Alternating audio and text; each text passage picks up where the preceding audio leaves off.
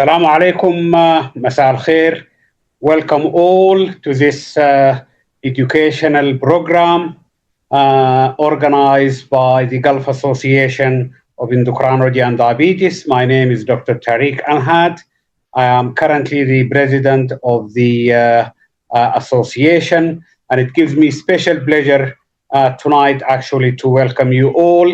And I would love actually if those who are not member, and I will invite them to become member. Just you can scan the QR code here on the screen and join our esteemed organization, as well as you can follow us in the various platforms, social media. And tonight program will have a special focus on the X-linked hypophosphatemia. We are really indebted to Koya Caring for their educational support to make this meeting actually feasible. We would like also to thank the Choice for their help with the technical platform for transmission. We have a very actually dedicated program tonight, and we have a group of highly esteemed actually speakers. We will start with the first presentations, which is going to be delivered by Professor Dua Khatir Yassin. Professor Dua is Professor of Pediatric Endocrinology as well as Diabetes Pediatric Unit at Al-Sabah Hospital in Kuwait. She was formerly Professor of Pediatric Endocrinology at Alexandria University. She will give us a talk tonight entitled the Recognizing the Red Flags and Differential Diagnosis of the XLH.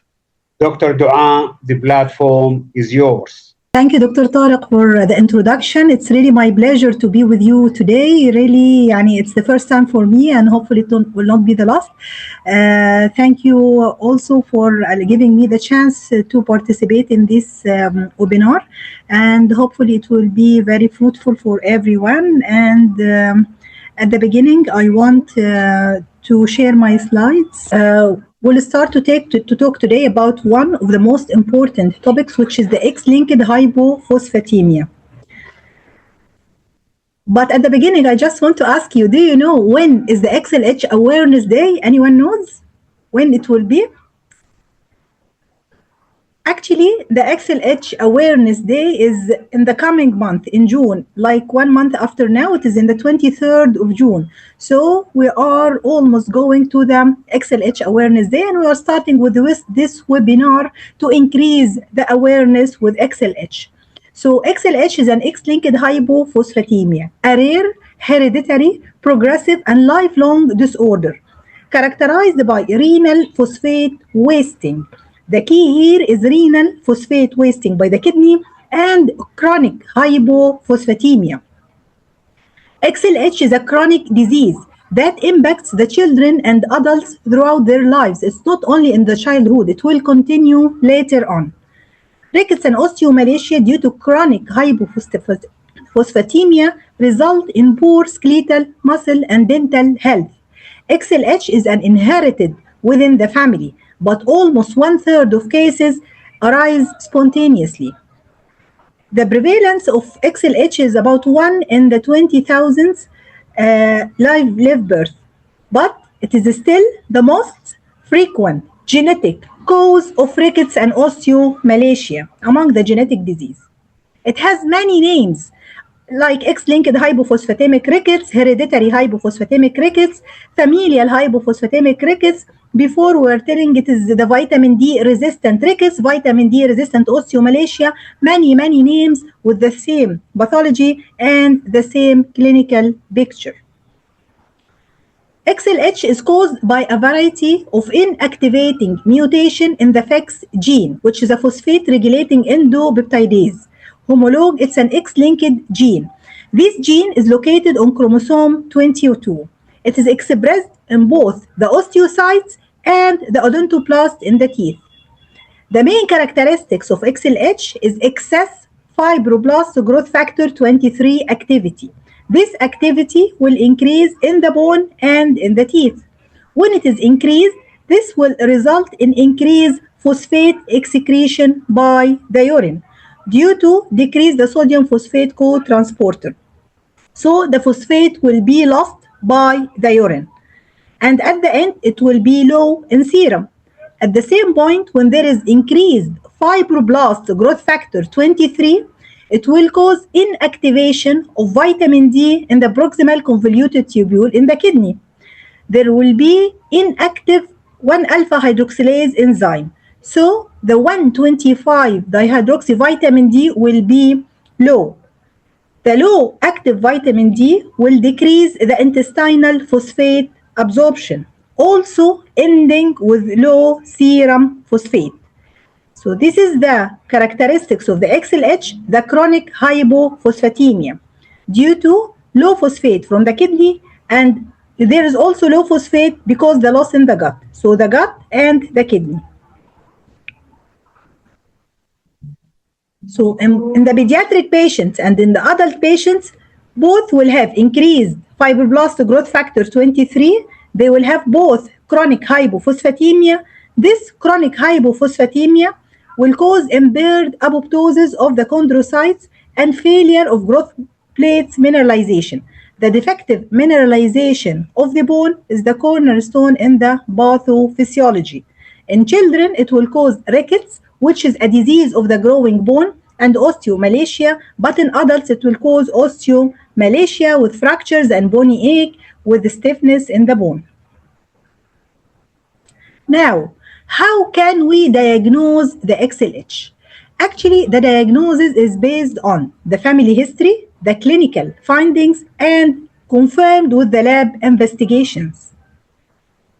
The family history is very important in diagnosing the XLH as it is inherited as an X-linked dominant disease. So, in a family with a history of XLH, we need to screen for other family members. If we have one case, we have to screen the other family member for the XLH. This can help to identify previously undiagnosed individuals in the same family. If there is affected father, as it is X-linked dominant disease, if there is affected father, all daughters of this affected father will be affected and no sons will be affected. And as we all know also, if there is affected mother with XLH, each child has a 50% chance of inheriting XLH regardless the sex, either male or female. They have equal chance to be XLH. And as we forementioned before, that about 1/3 of the cases are spontaneous. So they don't have any family history of XLH and they will be the first case in the family.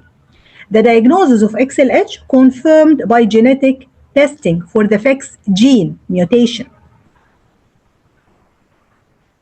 After we take good history of XLH, we have to look for the clinical findings. In children, XLH impairs the physical function and there is long-term impact in children that can continue till the adulthood, not only in the childhood. The main signs and symptoms of XLH in children, it will start with craniosynostosis, which is a premature closure of one or more of the sutures in the brain, causing like deformities in the skull or abnormal skull shape. Moreover, it can present with Chiari malformation with without syringomyelia. Also, dental abscess without any dental caries, just spontaneous recurrent dental abscess. This will raise the alarm that it might be XLH with subsequent tooth loss in young age.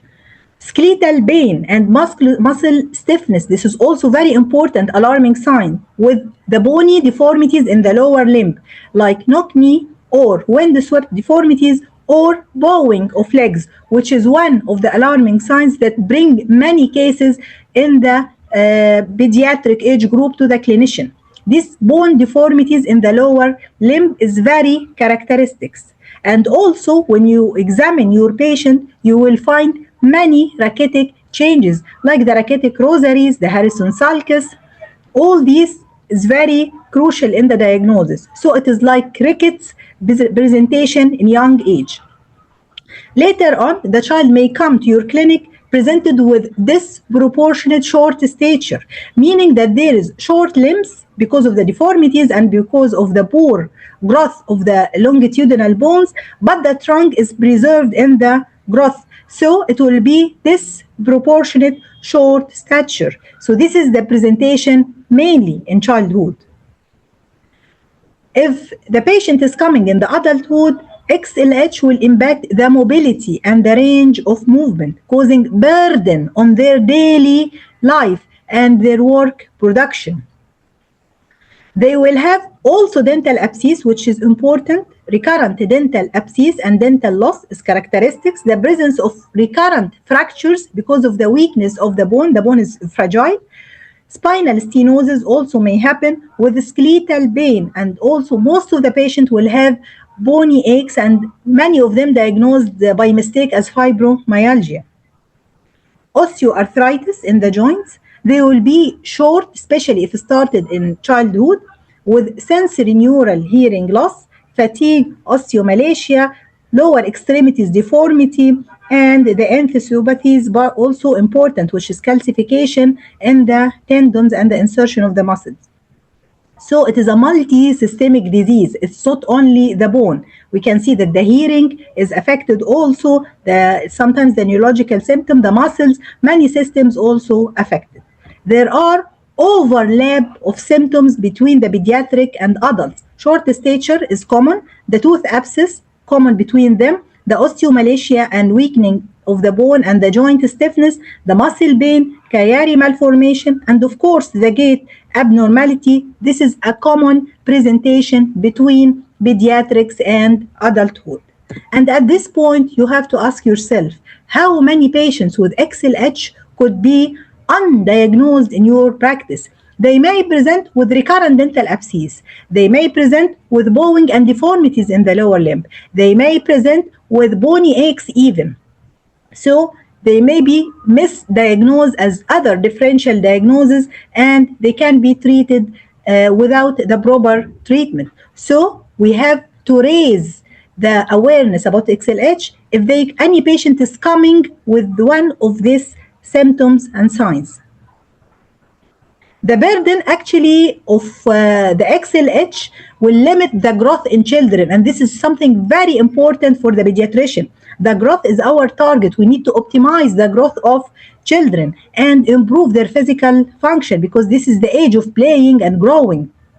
So if they have rickets and osteomalacia, lower extremities deformities, this will result for chronic hypophosphatemia, and this will cause burden over the children and their families in all the daily activities, like going to school, like playing, like even climbing the ladder, is going up, going down, moving. It's a big problem in their life. But this burden also will continue till adulthood. They will have limitation in the physical mobility. Ongoing osteomalacia can result in pain with limitation of the movement and disability that interfere with the daily activity and work, and associated with absence from work and limitation to work in certain jobs which they cannot work in. So it is a burden for the children, and later on a burden in adulthood. After we take good history and we do proper examination for the clinical findings to get it, we have to confirm our suspicion with the biochemical findings. The cornerstone in diagnosing XLH is the low phosphate level and the low tubular maximum phosphate reabsorption if it is adjusted for the GFR ratio. So these are the most important clue in the diagnosis. When you measure the serum phosphate, it's important to take fasting sample, not a random one. And at the same time, you have to ask the lab, or you have to know the age appropriate normal phosphate range, because in childhood it is a little bit higher than in adulthood. The higher phosphate level in childhood will make you, if you don't know that it is higher, you may consider that it is misdiagnosed as phosphogenic rickets. Because if you take the adult level for a child, you may consider that it is low for him. So you will think about phosphogenic rickets. So when you are going to interpret the serum phosphate, you have to know what is the age appropriate, and there are charts for that available. When we diagnose the patients with XLH, the serum calcium is normal because it is not a calcibinic ricket, it's a phosphobinic ricket. So the serum calcium will be normal. The phosphate will be low, which is essential for the diagnosis, and we cannot diagnose XLH without low serum phosphate adjusted to the age. The alkaline phosphatase will be high, it will be sky high also.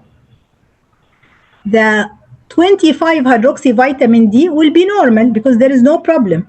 But the 125 hydroxy vitamin D, which is the active form, will be low because there is defect in the activation of vitamin D in the kidney in the proximal convoluted tubule. The tubular maximum of phosphate reabsorption adjusted to the glomerular filtration rate, it will be low, meaning that there is no reabsorption of the phosphate in the kidney and increase phosphate excretion in the kidneys. So it will be low, and it's also important in the diagnosis. The parathyroid hormone at this stage will be normal at the time of diagnosis. The urinary calcium is expected to be normal at the time of diagnosis. And if it is available in your lab to measure the fibroblast growth factor 23, you are expecting to have a high level of the FG23. A part of the diagnosis is doing radiograph for the joints or the bones of the patients. In children with XLH, the X-ray of wrist or the knee will show the classical radiological changes of rickets, which is the widening, cupping, and fraying and broadening of the distal end of radius and ulna and the metaphysis of the bone. It's a classical picture of rickets with decreased bone density. Also, you can find a picture of pseudo fracture as indicated in picture C with that arrow. So now, we said to diagnose a patient with XLH, we have to look for the clinical and radiological background with the biochemical features, a family history of XLH in the family or a personal history, clinical examination showing any of the symptoms and signs of rickets or other presentation, look for the teeth, X-ray important to show if there is pseudofracture or rachitic changes, which will be evident in children with XLH, normal calcium, low serum phosphate, which is very important, high alkaline phosphatase, normal BTH. If these available, you will think about hypophosphatemic disease is possible because there is low phosphate plus picture of rickets, and there is a picture of also radiological evidence of rickets. So if this is available, you will think that it might be hypophosphatemic disease, but you are not sure it's XLH or not. So at that point, you have to ask the lab to do the TMB GFR. If it is high, more than 2.5, this means that there is reduced intestinal phosphate intake or absorption. This is not our case. But if the TMB GFR is less than 2.5, this indicates that there is loss through the kidney. There is a renal phosphate wasting. So if there is renal phosphate wasting, at that point you have to measure the level of fibroblast growth factor 23. So if it is going high, this is a hypophosphatemic rickets because it will be FGF23 dependent, or it could be acquired for other reasons.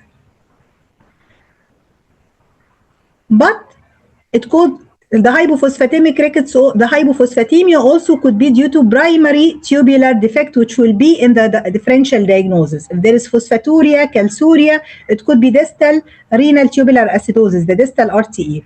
Or if it's phosphaturia plus other amino acids loss, or if there is glucose loss or sodium potassium loss in the kidney, it could be Fanconi also syndrome, but this is not our disease.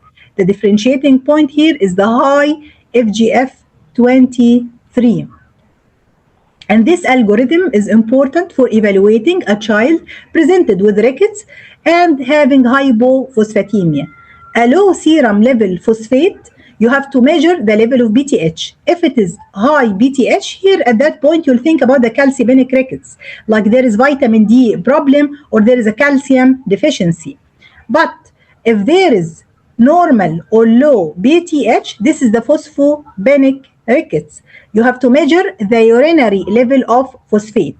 If the urinary levels of phosphate low, meaning that there is no loss of phosphate from the kidney, you have to look for the source of low phosphate. Maybe there is insufficient intake of phosphate, or there is decrease in the GI gastrointestinal absorption of phosphate. You have to look for the other causes of this hypophosphatemia away from the kidney. But if there is a high level of urinary phosphate, and you have to measure at that point the fibroblast growth factor 23. If it is normal level, not elevated, normal or low, you'll think about the hereditary forms, the other causes of losses from the kidney, but not the XLH. But if the fibroblast growth factor 23 is high, you have to think about our disease, which is the hereditary hypophosphatemic rickets, the XLH form. So they are characterized by, from the beginning, low serum phosphate, which is very, very alarming, but you have to make sure that this low phosphate is correctly collected in the morning fasting sample, and also it is adjusted for the age. At that point, if you are sure that it is low for age, you have to measure the BTH. If the BTH is normal or low, you have to look for the urinary level of phosphate. If it is increased, so you look for the fibroblast growth factor 23. If it is high, this is the XLH, our target to diagnose. Otherwise, you have a lot of differential diagnoses that you can rule in or rule out by this algorithm. To confirm the diagnosis, to make sure from the diagnosis, you have to do the genetic studies. There are a lot of genetic studies or profile, like the targeted next generation sequencing, or the whole exome sequencing, or the whole genome sequencing. All of them can diagnose the XLH if they are available in your lab. But usually the diagnosis of XLH is not that easy and often delayed. Most of the cases are missed and not diagnosed, and we are seeing only the tip of the iceberg. Most of the cases are not yet diagnosed, and they need your help to pick these cases and to find them. Because the rarity of the disease and lack of awareness about this disease, many people will say that the phosphate level is low because it is a lab error, or it is they don't know the interpretation of that low phosphate, or they will manage the patient like vitamin D or nutritional rickets without knowing that there is something called XLH, which has different pathophysiology and different treatment. Also, there is a variable severity. Not all of the cases will come with the same severity and the same overt presentation. Not all of them will have the clinical findings that we have mentioned before. Some will have mild or subtle symptoms, and some of them will have severe forms that will manifest early in childhood. Also, the multisystemic involvement. The patient may go to the orthopedics, the patient may go to the pediatrician, the patient may go to the dentist, the patient may go to the general medicine doctor, the internist. So they can go to anyone because multisystemic involvement. There is no one specialty keen for this XLH. So all of these subspecialties need to raise the awareness and to know about this disease, to pick the cases, and to bring more cases to the diagnosis.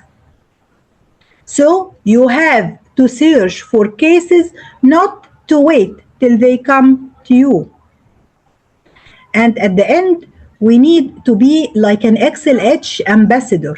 Wrong diagnosis leads to inappropriate treatment as nutritional rickets and osteomalacia. And we can see many cases treated like vitamin D and calcium for years and years without improvement, and moving from one doctor to another without reaching the final diagnosis. So we have to avoid the misdiagnosis of XLH.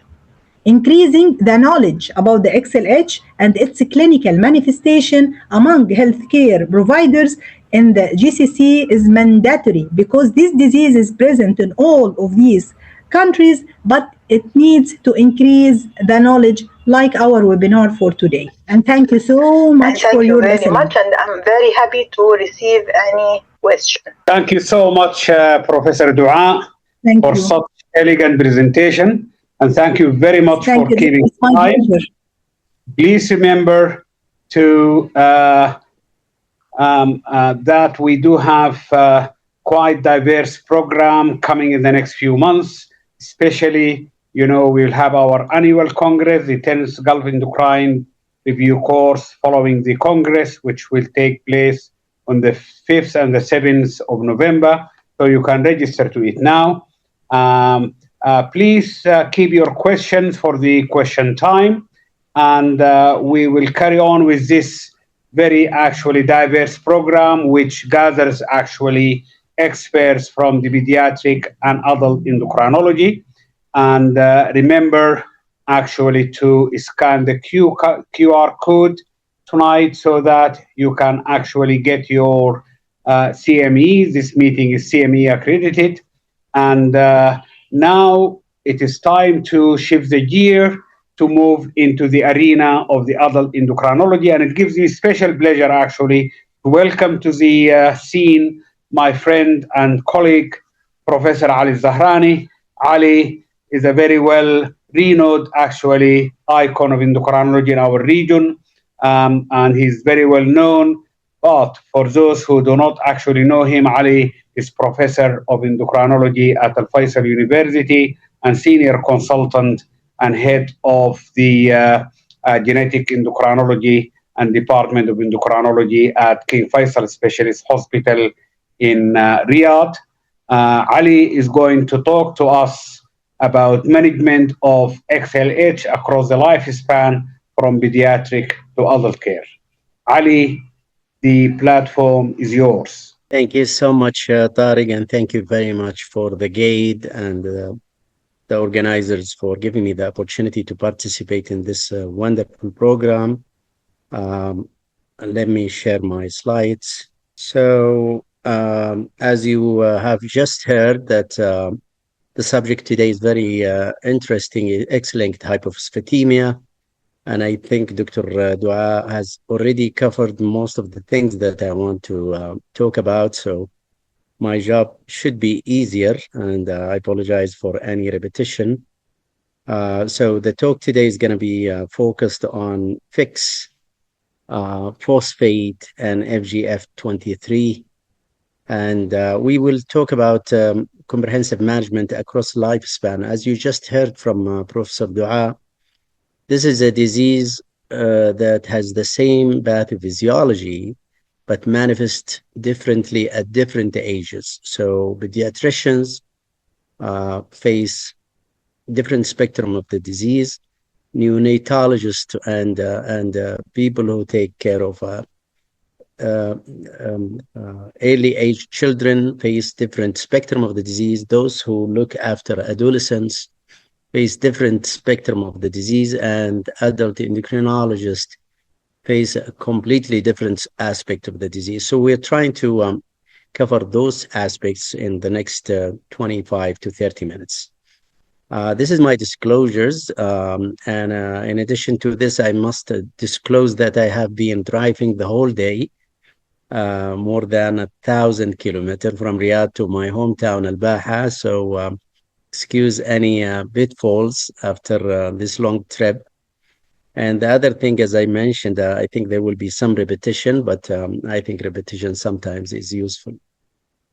So the learning objective is what we are hoping to achieve, is to know how to recognize this disease. As mentioned by Professor Dua, sometimes the manifestations are subtle, and many times they could be looked at as normal things or just minor abnormalities, but it is basically hiding behind it XLH disease.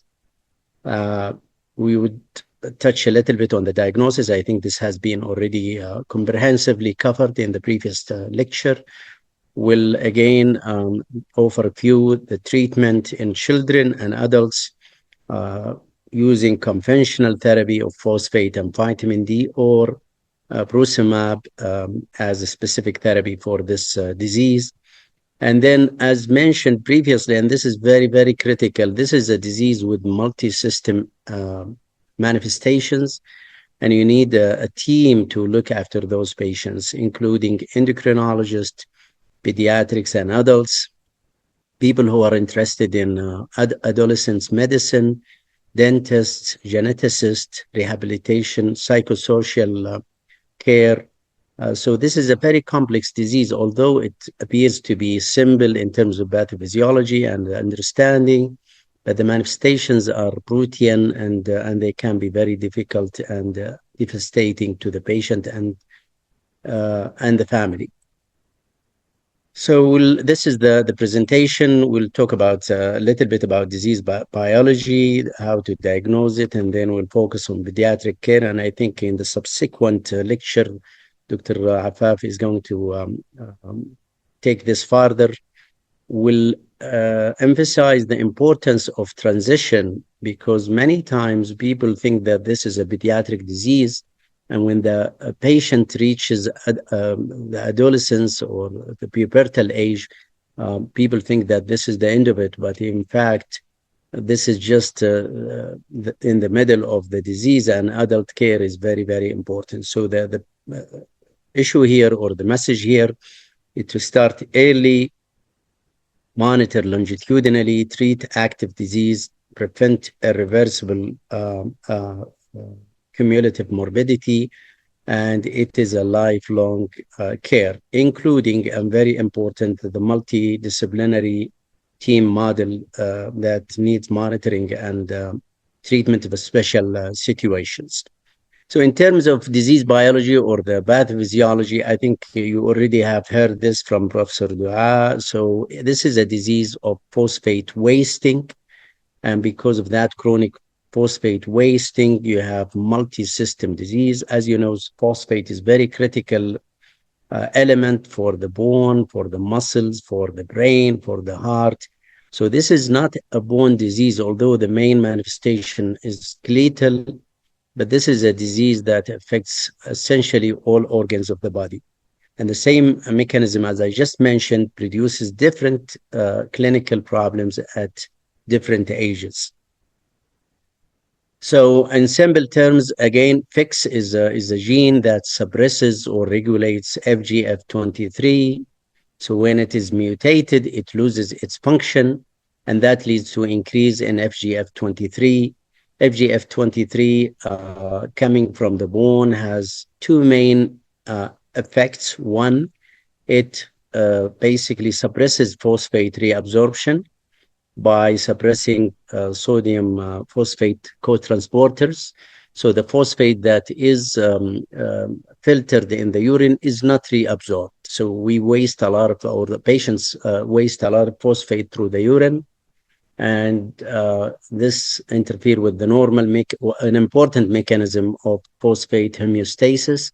The second thing is that the conversion of 25-hydroxy vitamin D by 1-alpha hydroxylase is suppressed or is affected. So we have low 125-dihydroxy vitamin D, and this further exacerbates the hypophosphatemia.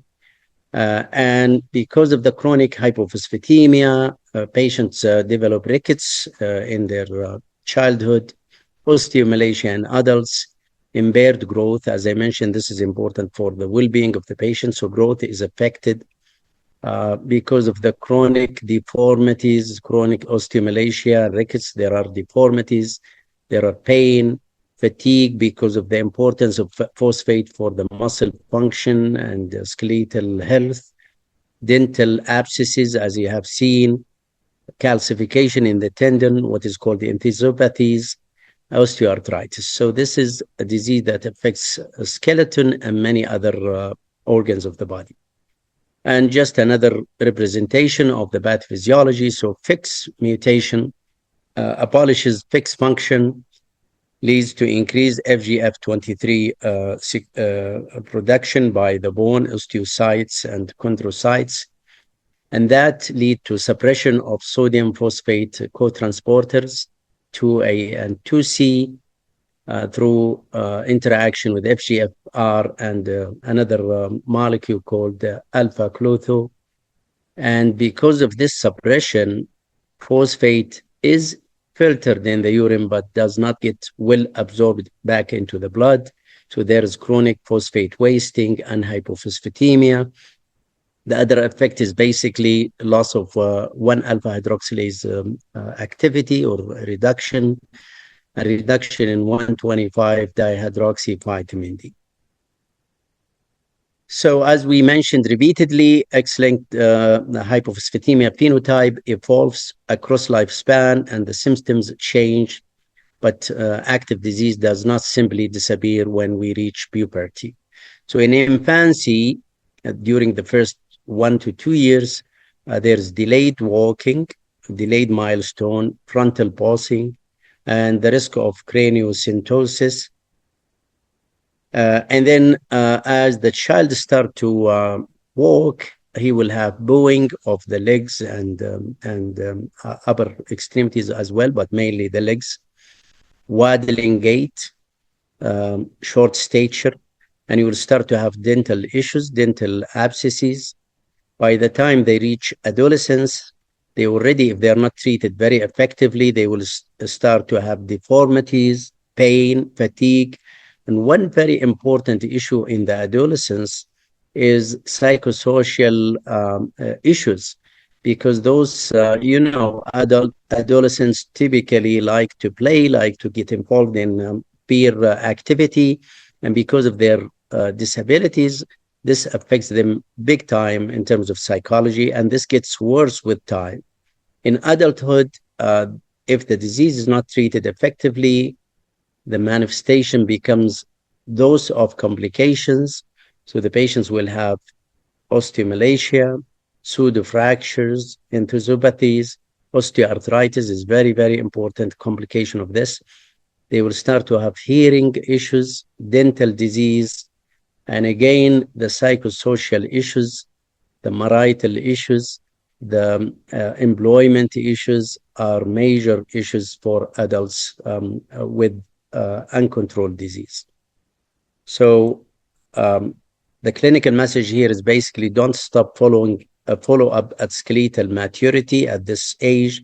Adult XLH is frequently symptomatic and needs very active treatment, otherwise it's progressive.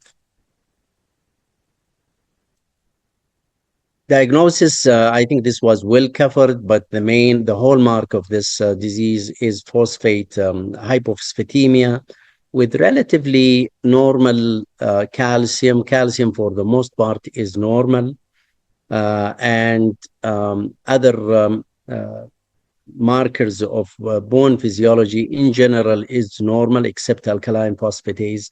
For example, PTH is typically normal, but again, the diagnosis does not depend only on phosphate. You have to evaluate the patient clinically and then look at the lab, and it is best diagnosed by genetic testing, although in around 25% of patients, they may not have clear mutations. So again, when to suspect XLH, I think this is again well covered previously, but for children, think about it. This is a disease that causes rickets. So there's delayed walking, waddling gait, progressive genopharm or palgum because of the weight bearing, disproportionate short stature, rickets with normal calcium, but low phosphate. And phosphate does not have to be extremely low. Sometimes it's actually in the low normal range. And spontaneous dental abscesses, again, this is one of the red flags. If a child is repeatedly getting dental abscesses, this might be actually a red flag for XLH. In adults, chronic chronic bone pain and joint pain with low phosphate, pseudofractures, losal zones, delayed fracture healing, enthesopathies, early osteoarthritis, spinal stenosis sometimes can be a complication of this disease. Dental abscesses continue to happen, periodontal disease, hearing loss, family history of rickets, and short stature or bowing.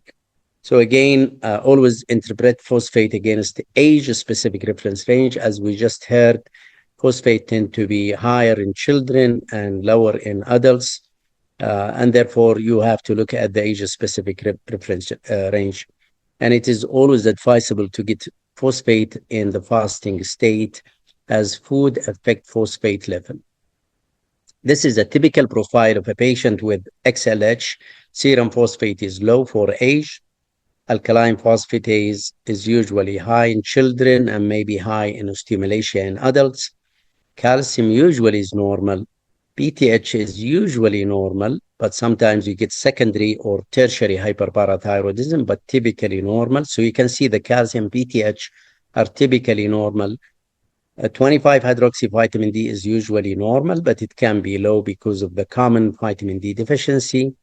The important thing is phosphate indices, including phosphate, serum phosphate, or the fractional excretion of phosphate, or tubular maximum phosphate reabsorption over GFR is low or inappropriately normal. And if you happen to have the ability to measure FGF23, it will be high or inappropriately normal. Now, talking briefly about pediatric management, think about it again in view of what you have heard from the previous lecture and my lecture. In pediatrics, you want to prevent rickets. You want to put every effort to prevent deformities, because deformities are usually irreversible. You would like to support the child to grow normally, and you want to take care of the dental abscesses and dental issues. So the pediatric goal is not simply to replace phosphate, it is actually to protect growth and development and the well-being of the child. Now, again, we would like to give the patient phosphate to improve radiological manifestation of rickets. You would like to see alkaline phosphatase normalizing. You want to monitor the child for normal growth and alignment. You want to detect deformities early and aggressively treat the patient to prevent further progression. You want to improve gait, stamina of the child, pain, and participation in social and peer activities. Regular dental care is very important.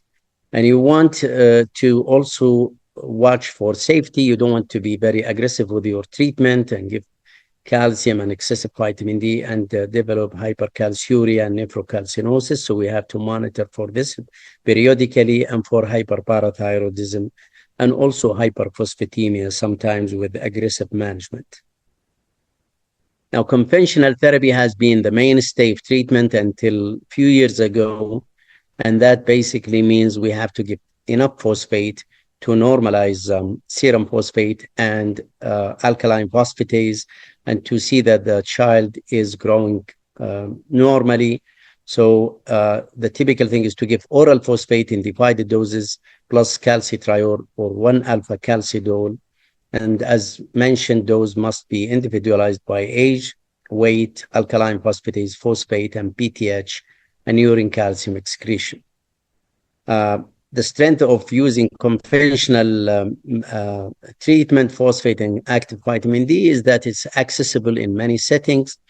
Long clinical experience has been gained with the use of this, and it really works if there's compliance and if you give the right doses. It improves rickets and growth when started early and monitored carefully.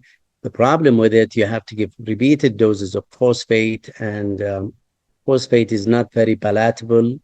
Children hate it, and they are not. Compliance is a major issue. There is GI intolerance and adherence burden, and it may worsen hyperparathyroidism, hypercalciuria, and nephrocalcinosis because of vitamin D, and incomplete correction of rickets or dental abscesses. So this is a very tough game for a pediatrician to be able to normalize everything with phosphate and vitamin D. For monitoring, while on conventional therapy, we need to monitor all the bone indices and markers, including phosphate, calcium, creatinine, alkaline phosphatase, parathyroid hormone, urine calcium over creatinine excretion. We need to do periodically renal ultrasound to screen for nephrocalcinosis.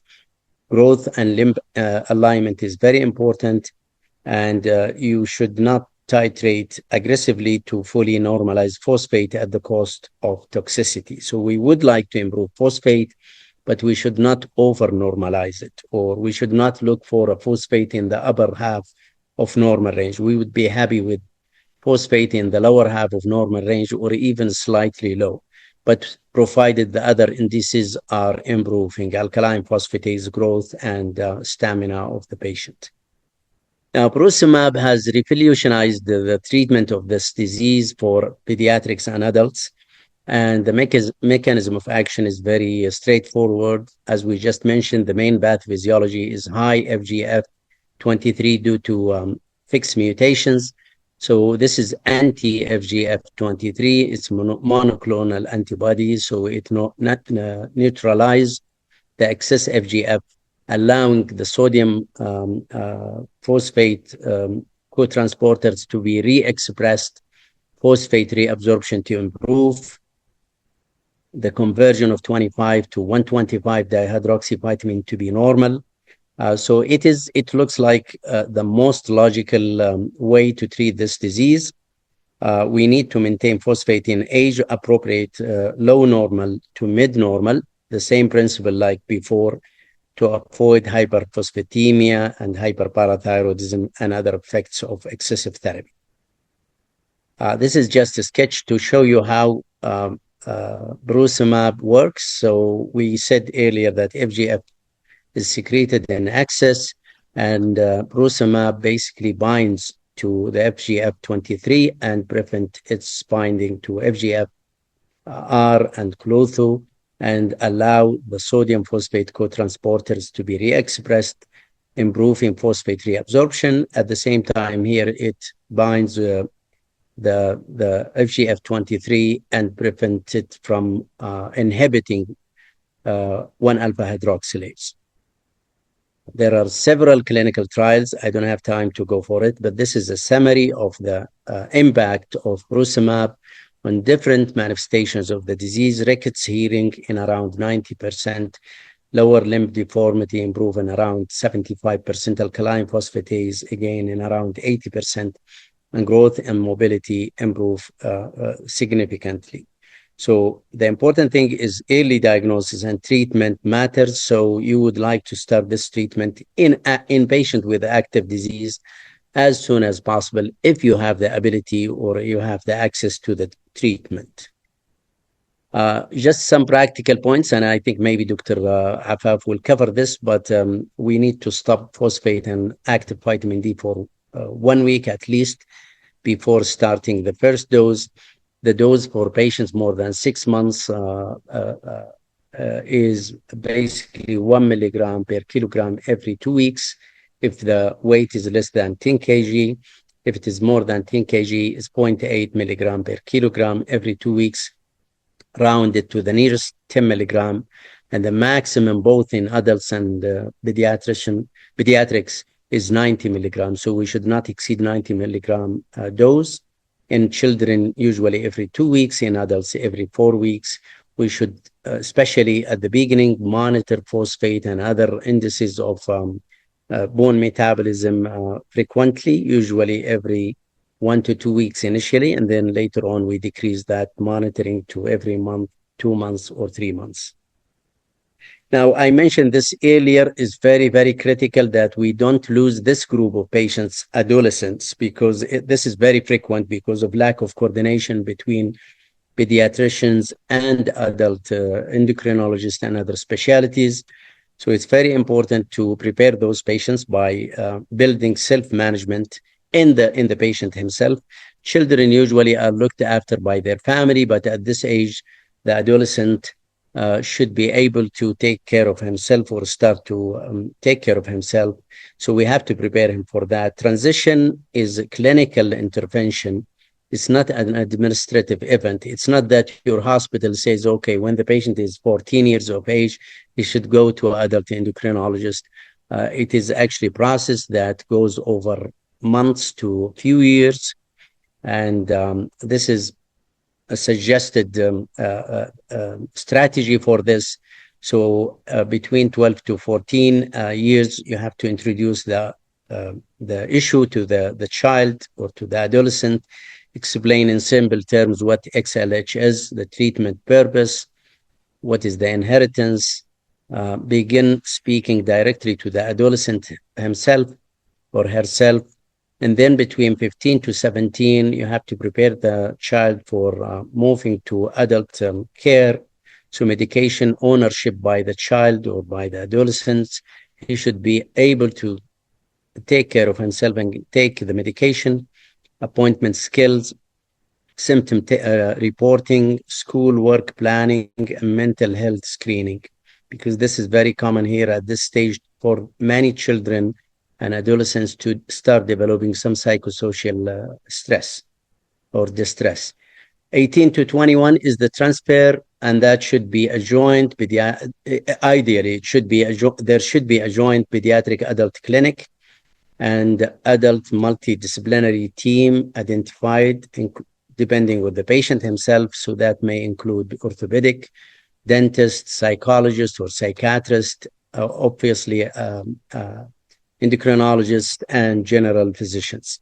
And then by the age of 21, integrate the care of those patients into the adult care, including all of these things, including even things like fertility, marriage, pregnancy, work, and quality of life. This is very important. What an adult team needs at handover for pediatrician, when you send the patient to adult endocrinologist, you should summarize in 1 to 2 pages these important issues. So how you diagnose the patient, what is the fixed variant, what is the inheritance in this family, the age at diagnosis and the baseline severity, the family members affected, tested, and involved. The treatment history, what did this child receive at conventional therapy doses and complication, prosumab, start date, dose, response, and adverse events, adherence barriers.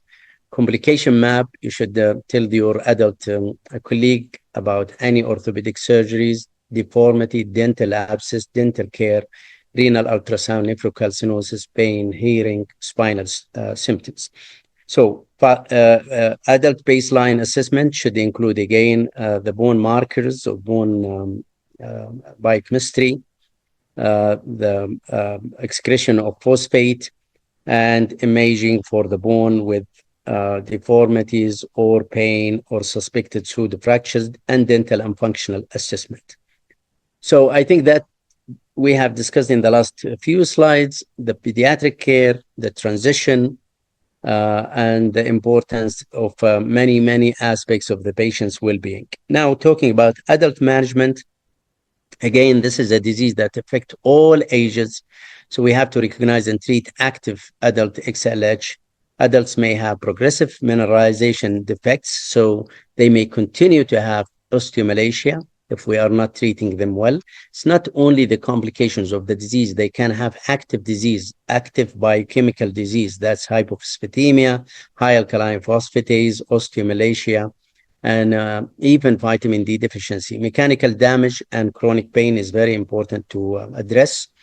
So these are some of the things that can drive morbidity in adults: active osteomalacia, enthesopathies, osteoarthritis, dental issues, auditory issues, and psychosocial burden is very important. And these are the details of this. So we have to separate treatable osteomalacia from irreversible structural damage.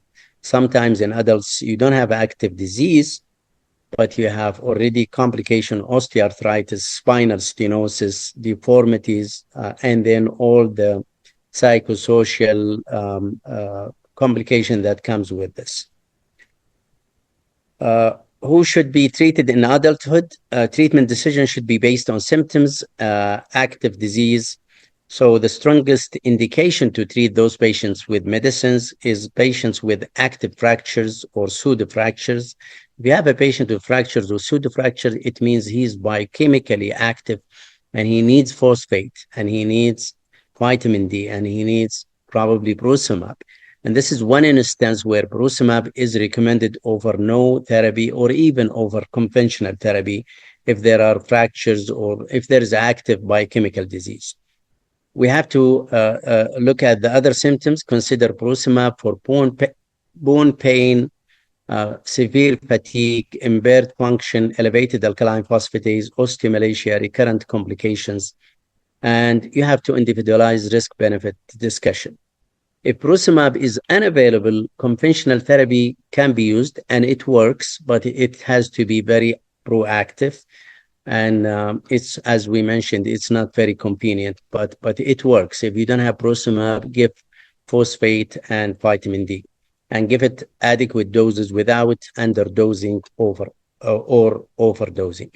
Don't expect medical therapy to reverse established enthesiopathies or osteoarthritis, but at least prevent further osteomalacia and further complications. So at this stage, if you have severe osteoarthritis or enthesiopathies or deformities, this is where you have to get the multidisciplinary team, especially the orthopedics. If dental issue is major, you have to get the dentist. If the patient has disability rehabilitation, if the patient has a lot of pain, you may get palliative care involved in pain. Again, similar to pediatric, there are many trials in adults that have looked at the usefulness and the efficacy of brucimab for things that adults usually complain of or manifest with, including hypophosphatemia, pseudofractures, pain, function, osteomalacia.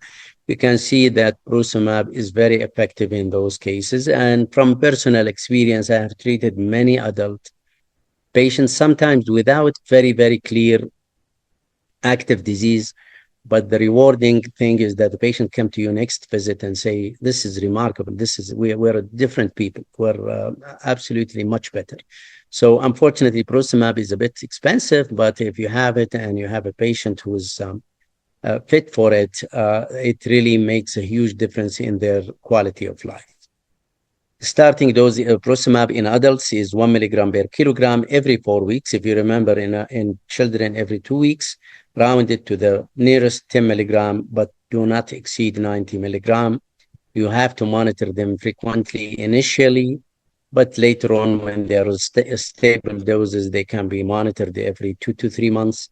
Do not combine, very, very important, do not give patients phosphate or active vitamin D when you are giving them brucimab, because you can run into the risk of hyperphosphatemia and even hypercalcemia. So that's very important. Adverse effects to discuss with the patient include injection site reaction, back pain, headache, tooth infection, restless leg syndrome, dizziness, constipation, muscle spasm, increased blood phosphate. Serious hypersensitivity is uncommon, but it can happen. It's important to discuss with the patient. So like any other drug, there are side effects, but the side effects for most part is minimal. And honestly, in my experience, most patients just praise the drug rather than complain about side effects. Conventional therapy in adults, again, if you don't have brucimab, phosphate and vitamin D are helpful. They're not as effective, but they can help patients with osteomalacia, especially, but they're not going to reverse deformities or osteoarthritis or pain arising from all of this. And again, you should treat the patient to adequate level. Don't overtreat or undertreat. Long-term care model is very important. As we mentioned, the endocrinologists have major part, but it's not everything. At certain stage of the disease management, dentists can be more important, psychologists can be more important, orthopedic surgeon can be more important. In other words, multidisciplinary team is very, very important. So the best treatment fails if care is fragmented. And ideally, we should have a multidisciplinary clinic for the care of those patients, where you have all the stakeholders coming together and discussing patients and managing them, their different manifestations. Monitoring, again, I think we discussed this already, how to monitor biochemistry and radiology. It is individualized, so I don't think there's any specific scheme, but anywhere between 3 to 4 months in children and 3 to 6 months in adults on Prosumab. But in the initial stage, in the first 2 to 3 months, I usually monitor those patients every 1 to 2 weeks to make sure that I'm achieving my goal and avoiding hyperphosphatemia and other complications. This is how you should look at the XLH patient in the heart of these teams: endocrinologist, nephrologist, orthopedic surgeon, dentist, geneticist, rehabilitation and pain, and others. Actually, it's a rare disease, but it has many aspects, and those aspects are different at different ages. So one care plan does not work. You need to basically individualize the care of your patient. Maybe I can skip this slide. I think I'm running a bit late. But the key takeaways is that practical lifespan checklist for XLH care. XLH is a lifelong. This is very, very important. It's not a disease of children or pediatrics. Rickets is usually the manifestation in children, but osteomalacia, the counterpart or the equivalent of rickets in children, is there in adults: pseudofractures, enthesiopathies, dental disease, functional limitations. Diagnosis is biochemical and genetic. Low phosphate is only the entry point. Confirm renal wasting and consider fix testing, the genetic testing. Prosumab is really should be the standard of treatment, and I'm not saying this because we are speaking here for an activity that Kiwa Karen is sponsoring.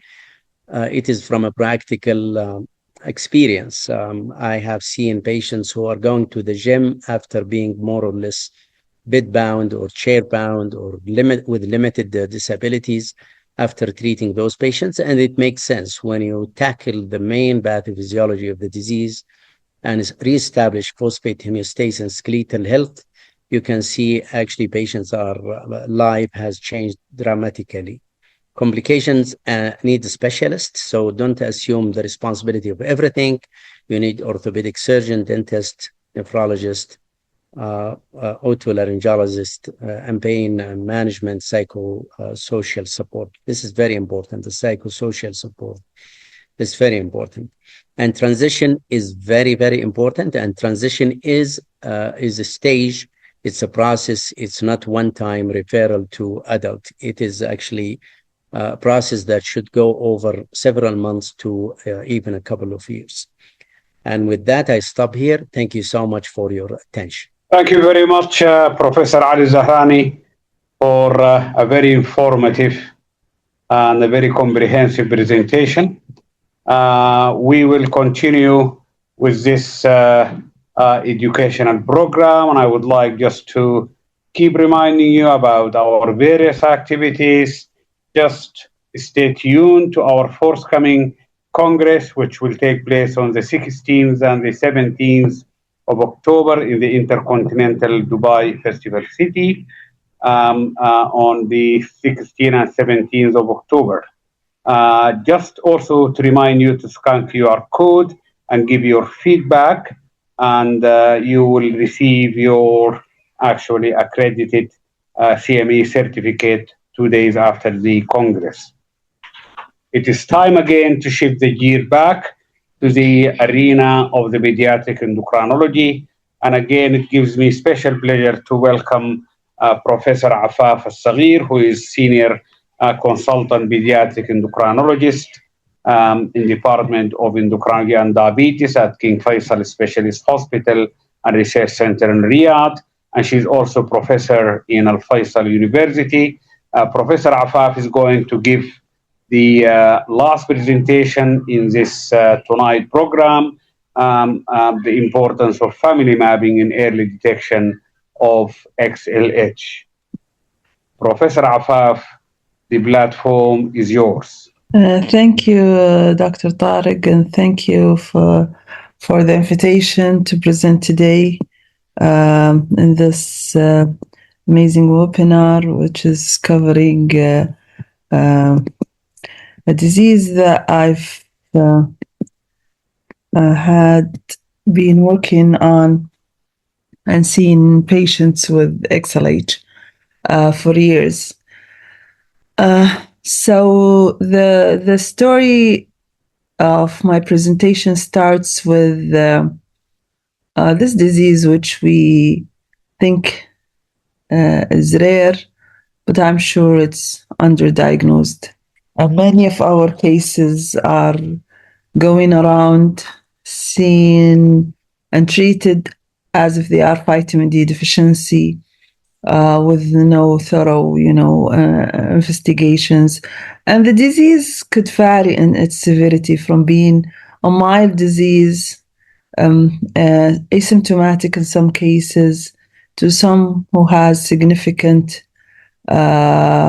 disease affecting, causing deformity, causing recurrent abscesses, and even impairing the function of the affected person, especially if he wasn't treated and picked when he was young, and he continued to suffer throughout the time since early infancy and continued with the problem throughout his life.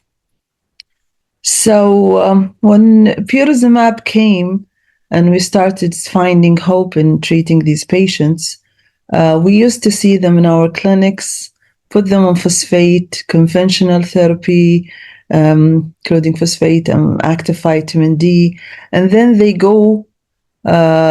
keep going back and forth to our clinics, going to the surgeon to do the surgery.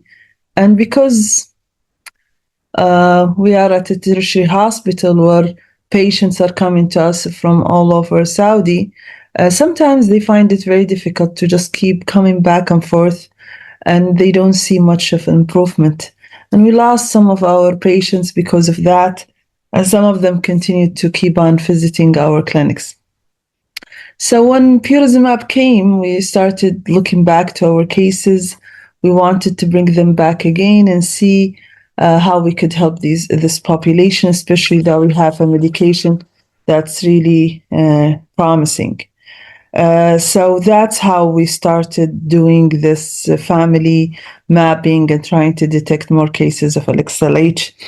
And I'll tell you how we did this. So we went to our health informatics and we sent them the ICD code, and we asked them to give us all the MR numbers of patients who are labeled to have hypophosphatemic rickets, who are seen within the period between 2013 and 2023.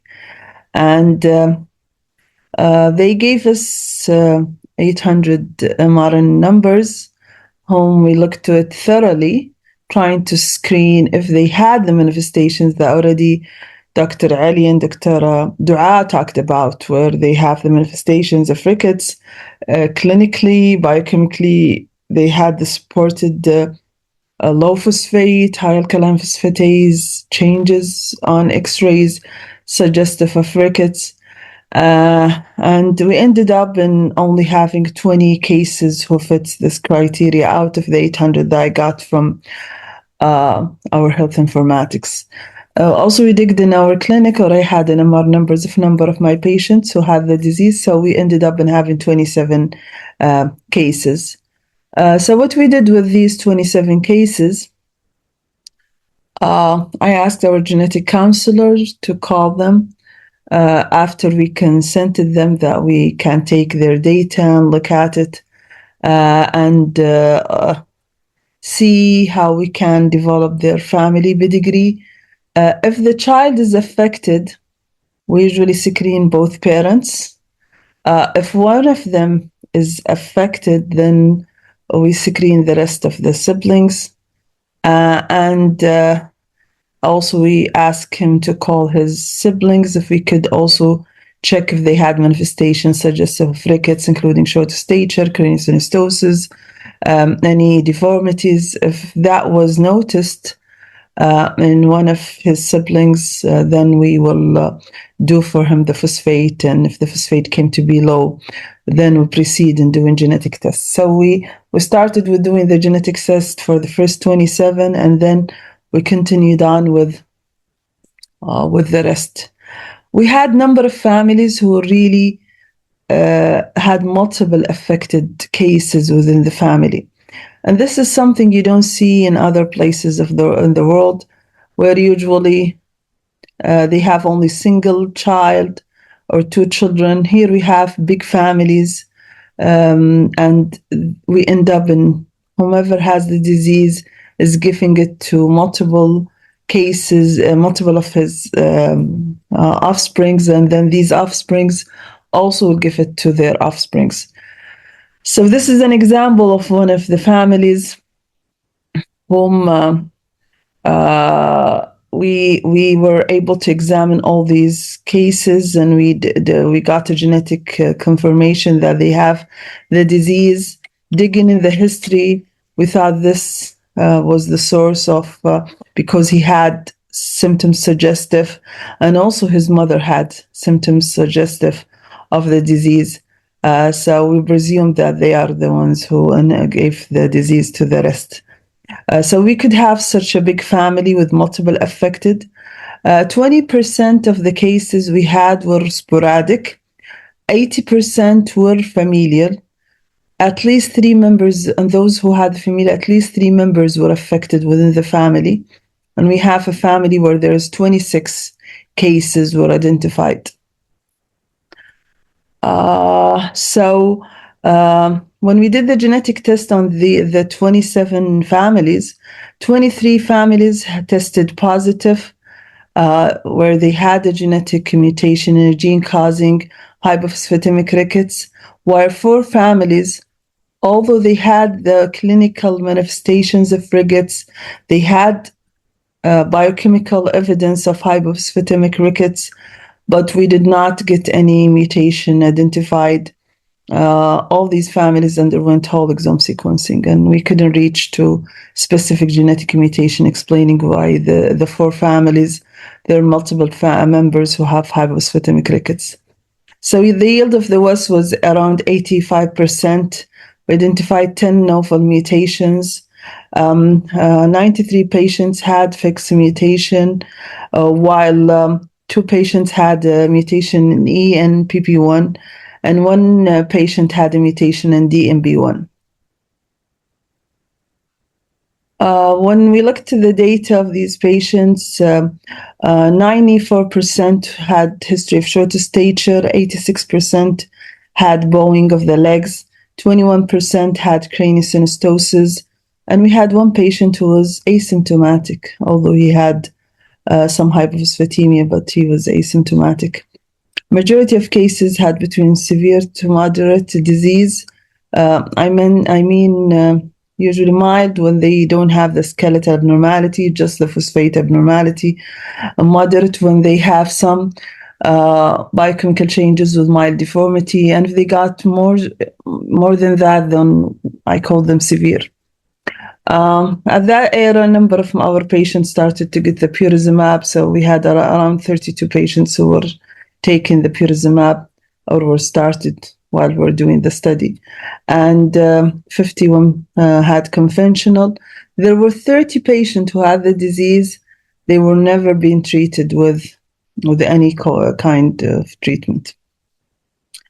And we had patients between age 1.5 to 8 years. Biochemically, these patients had a very significant low phosphate. We did fasting phosphate. For them, calcium was normal. PTH was on the upper normal. Alkaline phosphatase. In hypophosphatemic rickets, especially XLH, you'll see a high ALB, but not really very high as the one you see with vitamin D deficiency or calcibinic rickets. So this was the mean levels around 579 with a mild with a low 125 hydroxyvitamin D. Also, the TMB for GFR was very low. So 100% of the cases in both pediatrics and adult had low phosphate with a low TMB GFR.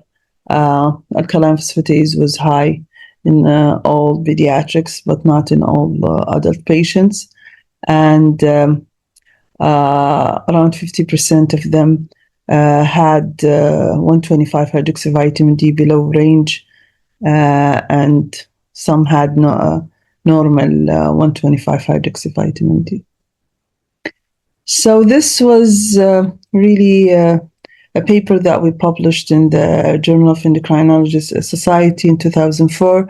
Our conclusion was that this is maybe the first in this region that we could trace and get more cases through doing a familial pedigree analysis. Also, we found that in our population we had good percentage who had familial compared to less percentage who are sporadic. The reason behind that is the big families that we have that will lead to having multiple affected children within the same family.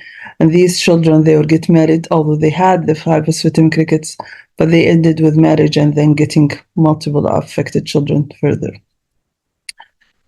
We looked further into one of this group, a family, where we identified there is around 26 cases within the family affected, and this was very large. And these patients, the index case was seen in our clinic when he was around 12 years of age, and then we identified that his mother is affected. And this mother, she got married to twice or three times, and she got number of her kids having hypophosphatemic rickets. Her sister also had XLH, and also she had number of kids affected, and their mother had the disease. So we had 4 generations of this family who had XLH. We lost follow-up for this family. They used to be followed by Dr. Nadia Sakati, our senior endocrinologist, and we tried to reach to the families. So we managed to call a member of this family, and we gathered the family in Jeddah, where we went. They are living in Mecca, so we went there to Jeddah to meet them. Professor Zulf was with us, me and Dr. Bassam, and we went and saw the family, and we were able to get to the 26 members of this family. Some of them gave us the permission for this photo, and you could see how this disease was really impacting them physically a lot. What we did at that visit, we took their consent to take their information. We did the genetic test for all the family members, and we were able to assist them physically. We gave them appointment with physiotherapists for a further assessment. We sent them to the lab to do cross-sectionally all of them. They did the biochemical testing, the genetic testing. Also, we did the radiology, including ultrasound, kidneys, DEXA scan, MRI, to the brain and the spine. So this family, the range of the age was from 5 years to 54 years. We had the majority of them were above age of 18. That's 73%, and 53% were females. When you look to their stature, the adults who reach final height, you'll find that they ended very short. Majority of them were not treated. The main treatment that they were getting was only the orthopedic surgical interventions. Other than that, they were never compliant to their treatment. They were at a time where they were getting just phosphate isolated and they were not compliant to therapy. They're not compliant to their visits. So they ended short with, and this could tell you what's the effect of this disease if not treated. The females, their average height was around 140 centimeter, ranging between 130 and 146. The male from 133 to 158. They were overweight or obese, and this is something we see a lot with hypophosphatemic rickets. 7 of them never received any treatment. 19 were on treatment, but they were on and off, and they were not regular on therapy. When we did the lab work for them, they had a very low phosphate. Slightly, the mean PTH was slightly high. That's usually we see it in those who are taking the treatment, especially if they are on regular phosphate and they take it very frequent. Their PTH usually goes high.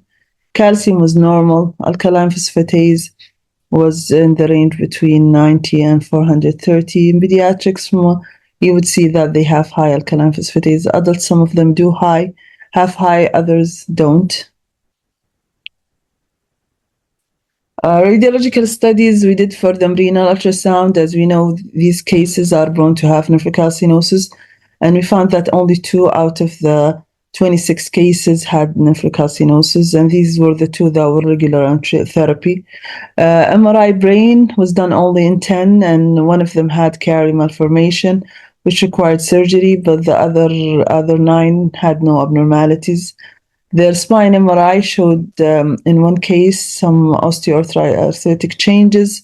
The others were unremarkable. DEXA scan was done in 9 cases, and it showed osteoporosis in 3 of them. They all did skeletal survey, so we could see the different skeletal problems that they had, including genopharm, genophalgum, coxifara or valgus deformities. Fractures and pseudofractures were seen in 10 patients. 14 had osteoarthritis. Enthesiopathy was noticed also in 11, and periosteal hyperostosis in 2. Scoliosis was noticed in 3 of these patients. This is just to show you some X-ray findings, and you could see the pseudofractures, the enthesiopathies, and also you could see the bowing and the very, most of them had some surgeries or some osteotomies. So they had a very bad bones.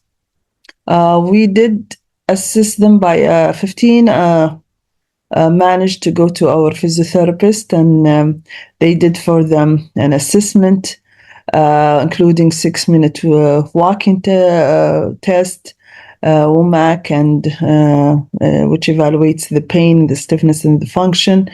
And this is the report that we got from physiotherapy on these 15. 5 of them were not able, and this was mainly done in the adult population. Remember, we had majority of them were adult. 15 of the adult were evaluated by physiotherapist, and you could see that 5 were not able to walk, and those who were able to walk, they had also minimal, the normal usually 6-minute walking test between 500 700, and they had very restricted mobility. Again, for the pain, the WOMAC showed that 11 of them had significant pain issue, and also stiffness, and their function was limited. And this shows how this disease could impact them very badly.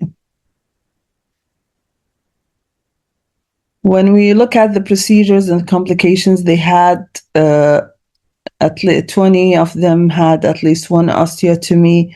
Osteoarthritis was noticed in 14 of the patient. Enthesiopathies in 14. Dental abscesses were recurring frequently in 24 of them, and 19 had tooth loss due to that. 3 had conductive hearing loss. none had parathyroidectomy, and I believe because none of them was really on treatment on phosphate supplement on regular basis. Craniosynostosis was noticed in 20, but only 3 of them required to go for surgery. The rest did not have any complications from the craniosynostosis. We did also assessment for them for their quality of life assessment, and doing the short form survey instrument was used for, and that was done during the time when we visited them in Mecca. Our coordinator went over and did the survey for the patient, adult and pediatrics. And when this is the result that we got, you could see that they, in average, this scoring system goes from 0 to 100. 100 is the highest, the maximum. You could see that the overall, all the domains that we assessed, including physical function, role limitation due to physical health, and emotional problems, fatigue and energy and fatigue, emotional well-being and social functioning, pain and general health. And you could see that they scored very low in most of these, and with an average overall score around 34. And this is very indicate that there is moderate reduction in the health-related quality of life. And they scored the worst in limitation due to physical health, emotional problems, and physical function. Also, we did the pediatric quality of life score. This was specific for pediatric age group. And you can see that pediatrics had a better, scores compared to the adult. And this tells us that if we capture this population at a younger age and we interfere, we could help them from getting to the bad shape that we saw with the adult population who were never treated. So I think detecting this disease early is very important and crucial. And the earlier we detect, we could improve their quality of life. So this study demonstrates the huge impact of XLH on 26 family members who had delayed diagnosis and treatment difficulties, lack of supportive care, and they had very poor quality of life, skeletal deformities, multiple complications, multiple surgery, which indicates that early diagnosis and optimal treatment is very important in XLH to avoid all these complications and to improve their health quality. At the same time, we at Karen sponsored an non-interventional registry, a 10-year non-interventional registry of patients with the FGF23 related hypophosphatemic rickets. We're trying to capture all cases possible within the Gulf region, so we could help and support this. And the aim of this registry was to characterize the disease burden, disease progression, and long-term outcome of hypophosphatemic rickets, and also to describe the effectiveness and safety of treatment used to manage the symptoms and the signs of hypophosphatemic rickets. We included all patients, both gender, male and female, who gave us the consent and who are diagnosed with an FGF23 related with any of the following subtypes.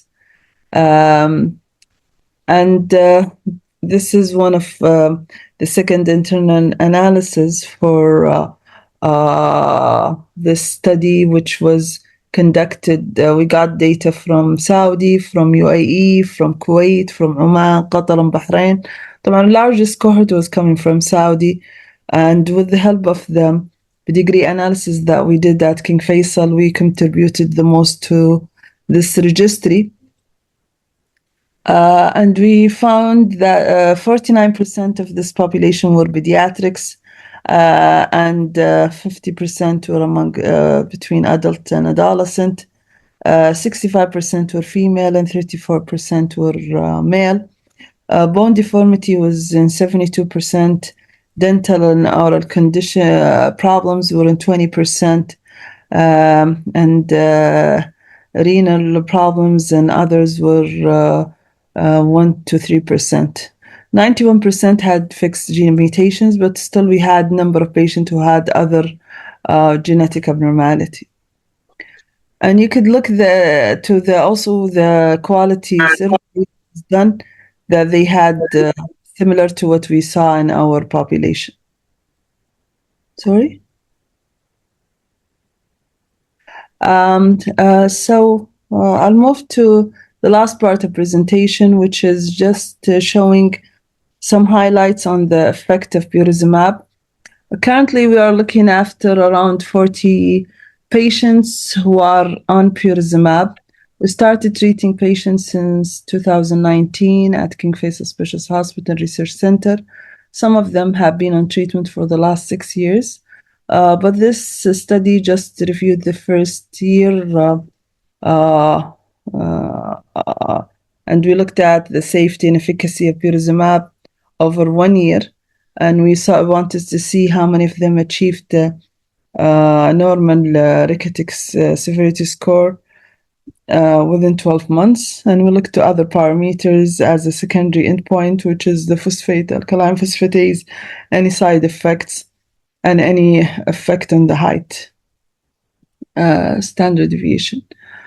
So it was a prospective observational study, took place at our center, and we had kids that were treated between the age of 1 to 14 years, who were usually we start them on conventional. If conventional is not working, we for 6 months we didn't see any improvement. We put patient on pembrolizumab, and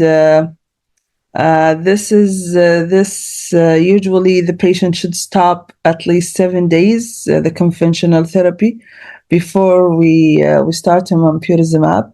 Start with a dose of 0.8 milligram per kilo. We titrate every 4 weeks, aiming to have a normal phosphate level 1 and above, but not exceeding the upper normal.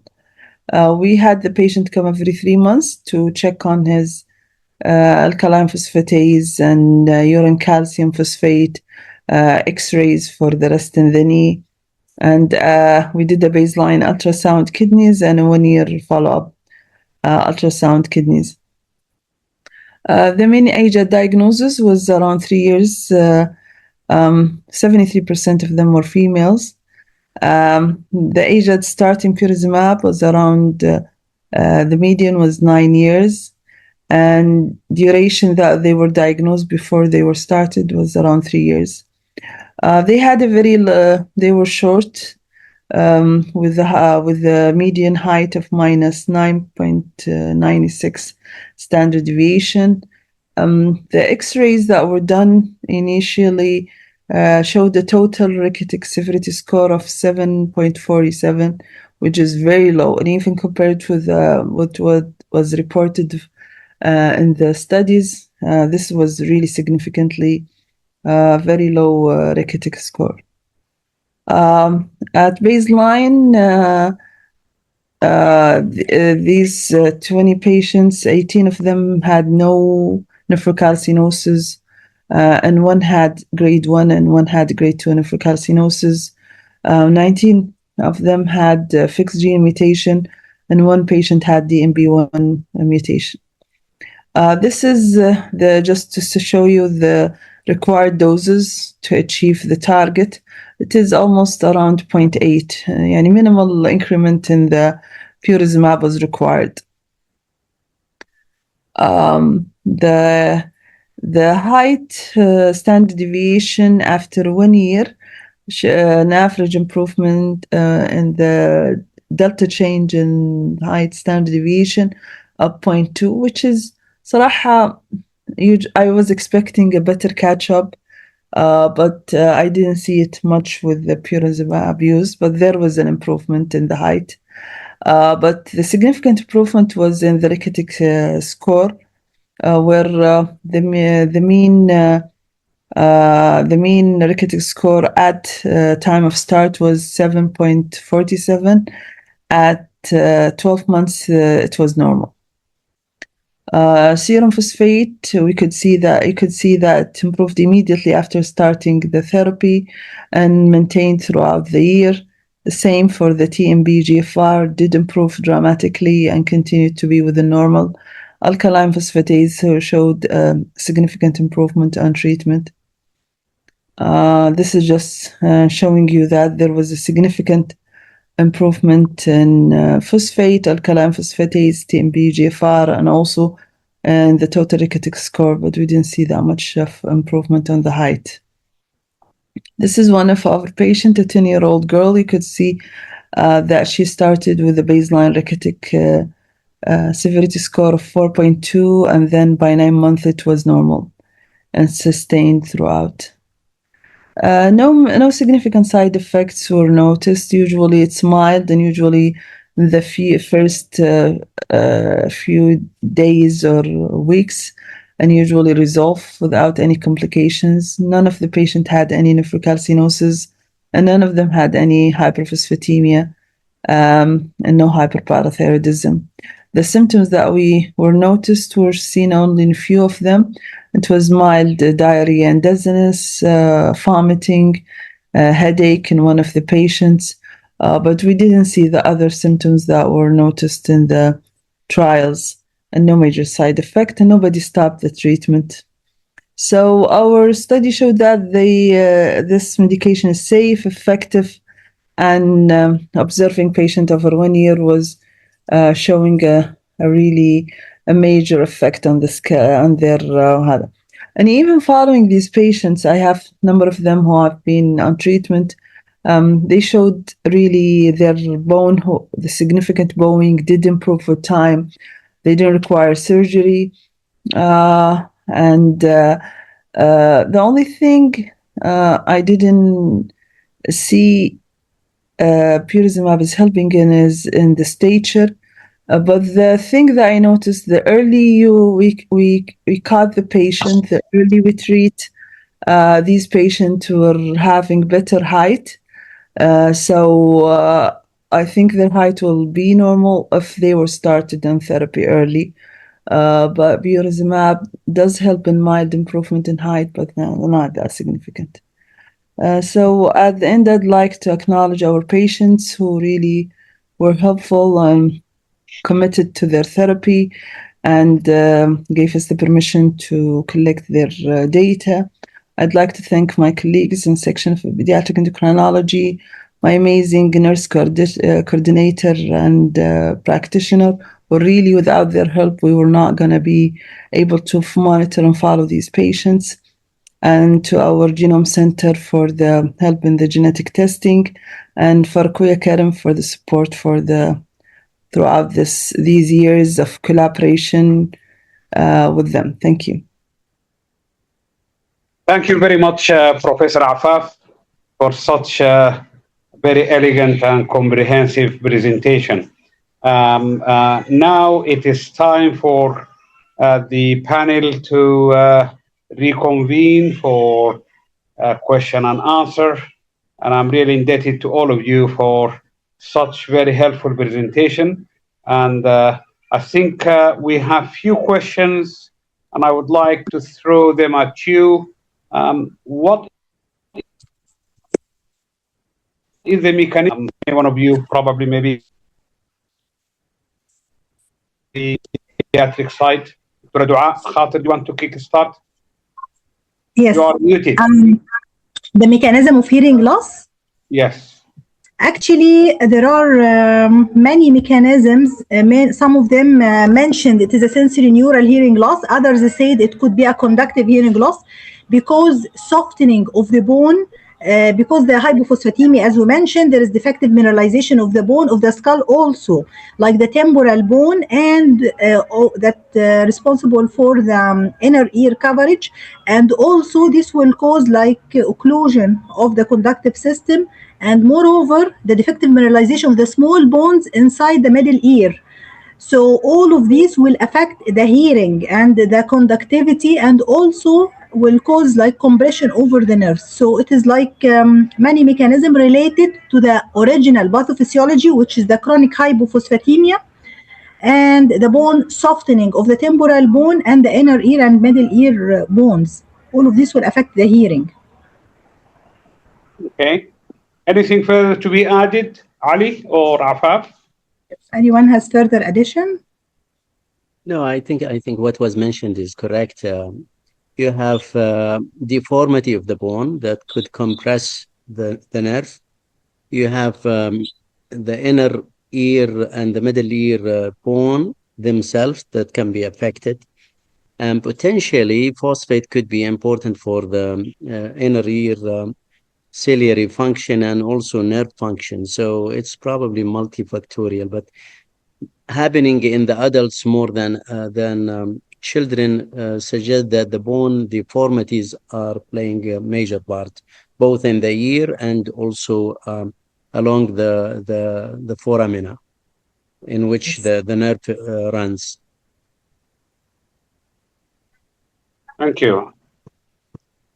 Right. Okay. Another candidate is asking about at what age or what early symptoms to investigate for XLH.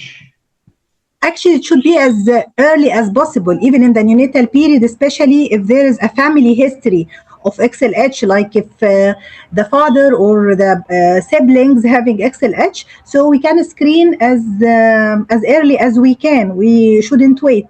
Or if there is like a manifestation of accidental discovery of hypophosphatemia in an early age, and we have to correlate it to the age appropriate level of phosphate, or if there is later on if there is manifestation. But the usual age is about like from 6 months to 2 years in the pediatric age group, especially if the child starts to walk and the manifestation starts to appear. This is if there is no index case in the family. This is from my experience.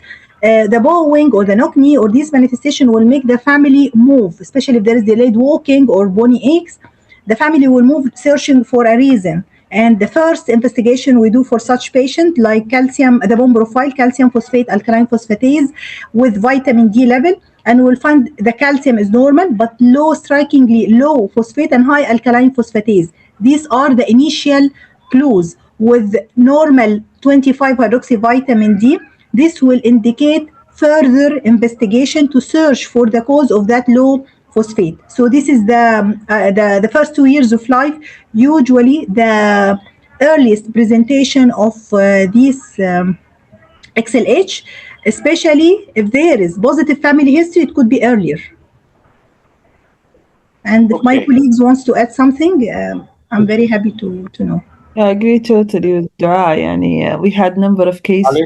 that we had number of cases that the index case, once we picked it, we investigated any newborn for them, and we had the genetic test done confirming the diagnosis. So early detection is very important, and then comes just increasing awareness about this condition. People may detect these cases very early, so intervention can be done very early.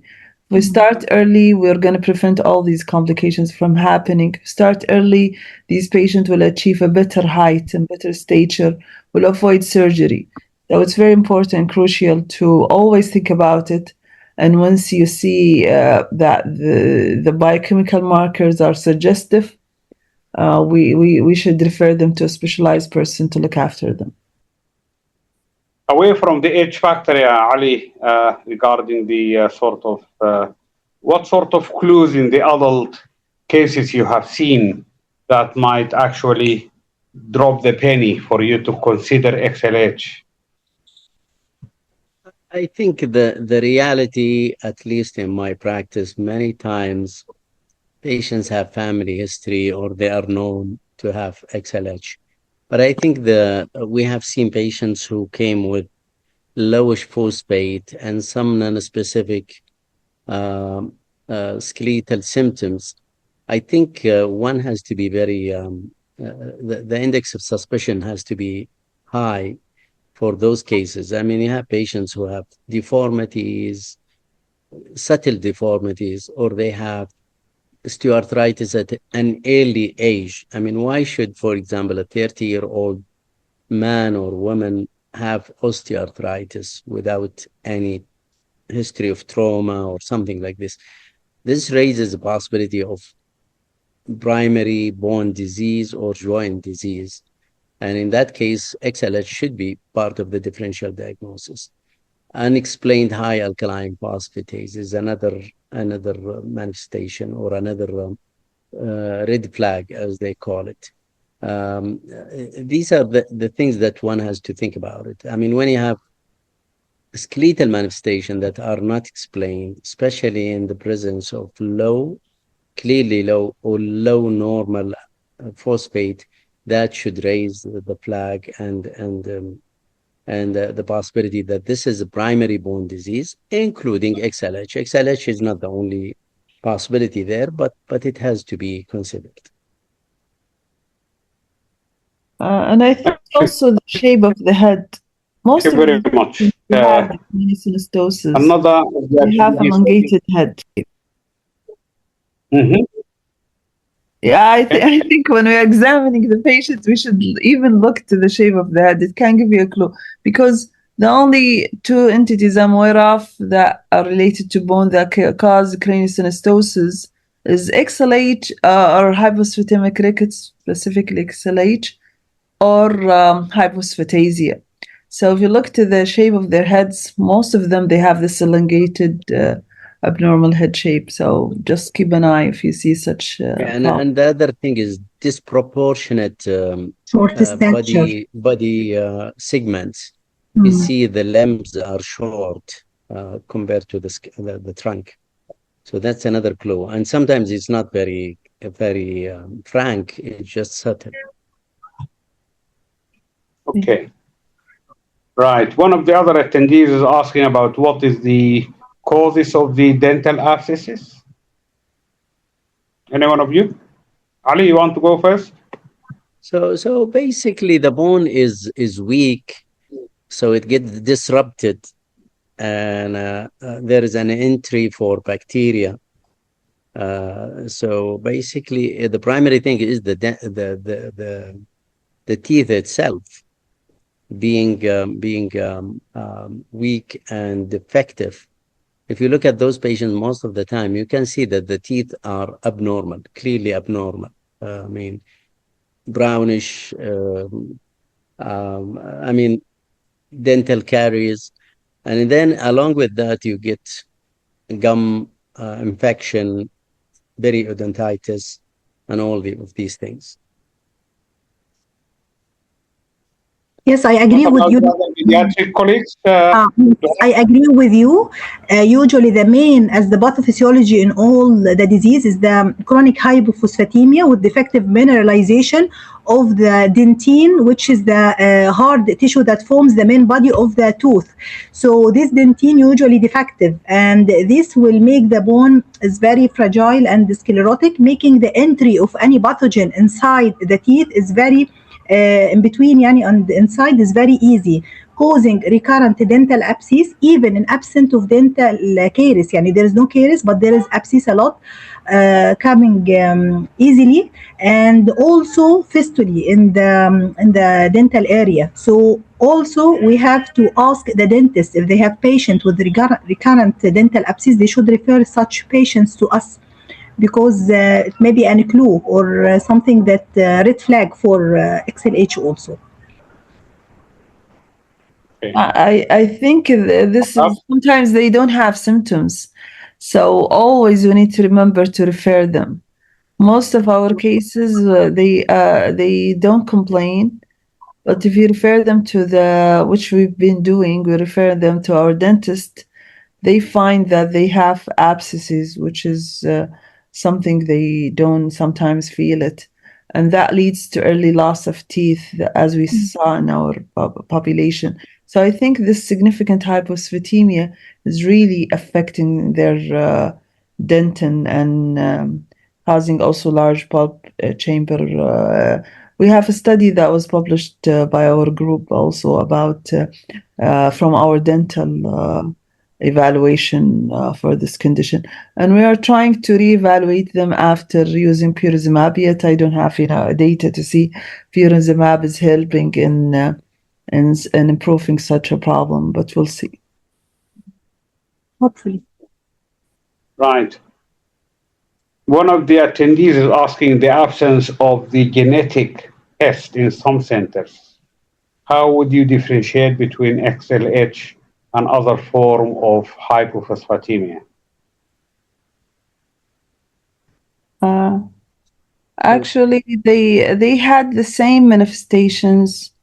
I had this DMB1 gene mutation, which also presented with so all at the end they cause defect in FGF R23, and this will cause the same biochemical changes.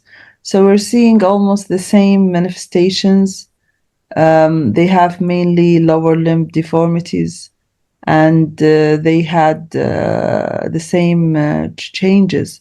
So you cannot differentiate on clinical basis. Genetic test usually helps. I think the question here, Dr. Afaf, is about other causes of hypophosphatemia. And I think one differential diagnosis in adults is oncocytic or tumor-associated hypophosphatemia. Those patients usually they don't have any childhood history, and the onset is relatively rapid and progressive. So you have an adult who, it can happen, of course, in children, but it's much more common in adults. So those people usually have no history in their childhood, and suddenly they start to have weakness, they start to have bone pain, high alkaline phosphatase, severe hypophosphatemia. These are usually mesenchymal tumors. So history is one thing. The other clue for X-linked hypophosphatemia is the hereditary pattern. If you have, for example, a father and daughters are affected, boys are saved, then this is very, very, very consistent with X-linked hypophosphatemia. If you have, on the other hand, a mother who's affected, and then there's a mix of boys and girls, this is also consistent with X-linked hypophosphatemia, not as a specific, but so sometimes if you don't have the genetic testing, but you have hypophosphatemia, you have all other manifestation of X-linked hypophosphatemia, the hereditary pattern can be very helpful to suggest that this is X-linked hypophosphatemia rather than the other rare genes that are usually autosomal recessive or autosomal dominant. Okay. But in adults, one specific, I mean, the main differential diagnosis in adults is a tumor-associated hypophosphatemia, and we have seen patients. It's a terrible disease with progressive bone pain, severe hypophosphatemia. The manifestation is the same. It's actually the tumor secretes excessive amount of FGF23. So finally, the end result is the same, like the X-linked hypophosphatemia, except that it's usually sudden onset, progressive, and severe. Thank you, Ali. And we had cases of anything to add, Afaf, or go on, Afaf? Yeah, I said we also had cases of McQueen-Albright syndrome who had this hypophosphatemic rickets. As it wasn't Sarah the presentation, they had other manifestations, but that's something also could lead to hypophosphatemia and hypophosphatemic rickets. Those guys usually have McQueen-Albright syndrome. They would have other manifestations. I mean, basically they usually present with other manifestations, but one of the things that they could present with is usually hypophosphatemia. So this is easy to differentiate if once you find it. That explains the. Dua, you want to add something? No, I agree with the aforementioned differentiation, but usually in children, the main point of differentiation between the XLH and the nutritional rickets. But it's totally, they have the similar presentation, like the same rachitic manifestation, rachitic rosaries, the bowing of lower limbs, the craniotabes, the deformity or the large skull, all these more or less the same. But the main point of differentiation here that the calcium in the nutritional rickets usually normal or low, but in the hypophosphatemic it is normal. The phosphate in hypophosphatemic rickets significantly low, but in the vitamin D deficiency or if it is nutritional rickets, the phosphate will be normal or low because of compensatory hyperbara, which is taking us to the BTH or parathyroid hormone, which is normal in the XLH, but we will find it high in patients with nutritional rickets. The availability of fibroblast growth factor 23 is very important in the differentiation, but if it is available as a test, it can differentiate if it is high. This is going with XLH, and it is not normal in the others. And also if we can do the tubular maximum, the TMBG GFR, the tubular maximum phosphate reabsorption, it is low in XLH, but it is higher in the other disease like nutritional rickets. So it is very characteristics and important a point of differentiation. So there are many labs can differentiate, and in my presentation I put a slide to how to differentiate between XLH and other diseases, and we can share it with the audience like something for reference, like algorithm for diagnosis and differential diagnosis. Thank you very much. One attendee is asking a rather interesting question. Despite that, the way he or she has put, actually, Dr. Mohammed, the question is asking, is the behavior of XLH disease different in pediatric versus adults? So it is interesting. Despite that, there is no sort of juvenile form and adult form. It is a sort of a single disease, which a sort of a picking up rates different from childhood to now. However, do you think the sort of behavior of the disease, if it is actually picked up in the adulthood, different from the behavior of the disease if it is late to be diagnosed in adults?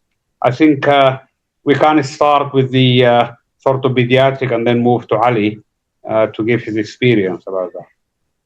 Yes. The behavior, the disease itself in the pediatric group or the adult group, I think it is like a spectrum. It is not the same presentation, and all the children are not the same. And even the presentation in all the adults, and Dr. Ali will correct to me, it is not the same in adults. It is not the same manifestation. It's like a spectrum. Some will have mild symptoms and some will have severe symptoms even inside the same group. But in pediatrics group and adults, there are some common, also in my presentation I showed there are some common presentation like the short stature, the disproportionate short stature, the bony aches, the muscle affection, the dental affection, there are some common presentation. But in adults, we have more ear affection. In children, we have also the dental affection, the bony affection, the delayed walking, some things related to the pediatric age group.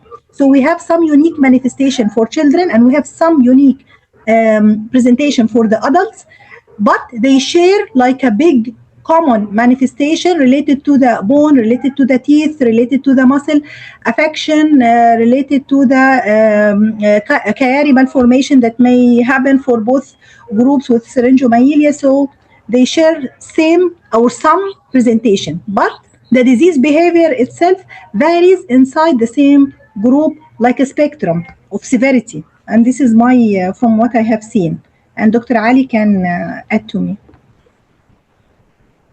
Yeah, the way we can answer this question in two aspects. One, there are differences based on the underlying mutations. So there is some genotype-phenotype correlation. So in certain patients, it can be severe. In other patients, it can be mild, based on the underlying mutation.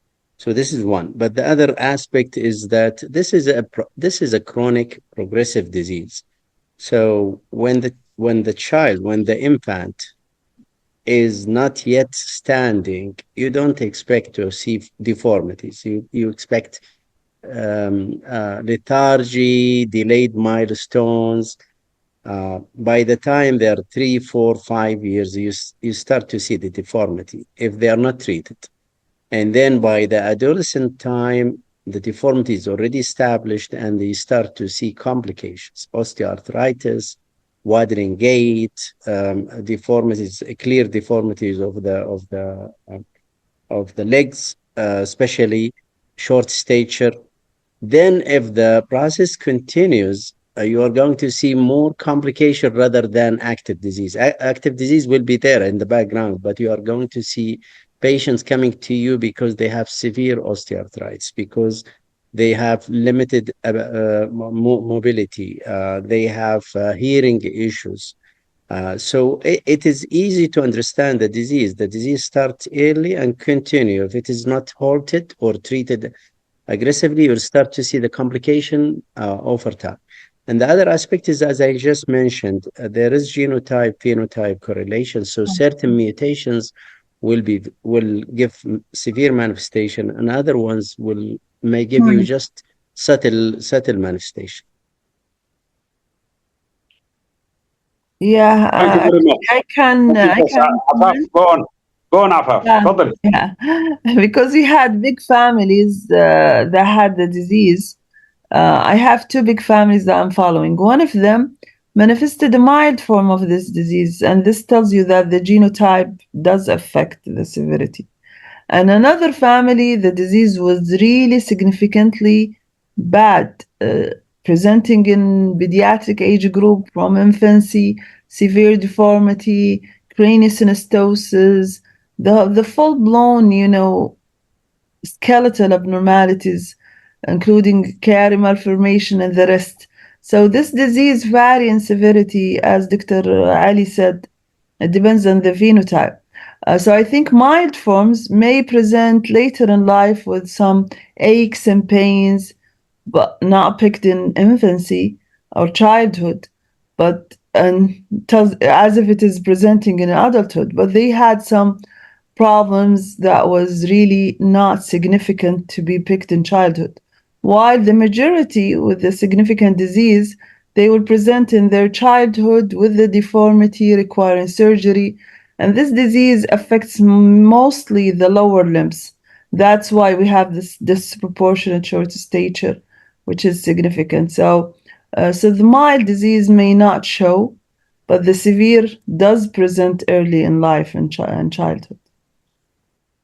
Thank you very much, all. One actually attendee is asking about how long you need to treat with brusumab. Is it a lifelong? Is it just a sort of few years and then you stop, continue with the oral phosphate with high dose vitamin D, or is it a lifelong needed treatment? And to kickstart, Ali?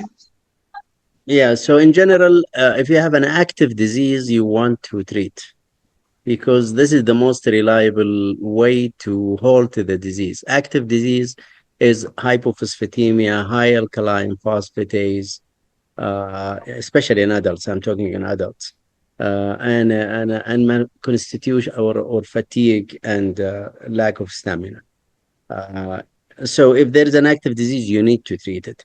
In general, patients, the disease burn out with time. And in general, it's recommended that you treat until the mid-30s, unless the disease continue to be active. So again, the activity is the most important thing. But generally speaking, for active disease, you want to treat until the skeletal maturation is complete, which is usually around age 30. I'm talking about bone formation, etc., etc. So the recommendation is in the 30s for patients with non-active disease, you can stop. Tariq, if I may excuse myself, I have to go. By all means, Ali. Thank you very Okay, much. so Ali, thank you so much. I Ali, I appreciate think we it. are coming to the end. Thank you so much for such wonderful contribution as usual. Always vintage, Ali. Thank you very much. And on behalf of GAED, would like to say thank you again. And on behalf of all attendees, as well as our esteemed faculty, thank you for your contribution. We are coming to the conclusion of our meeting.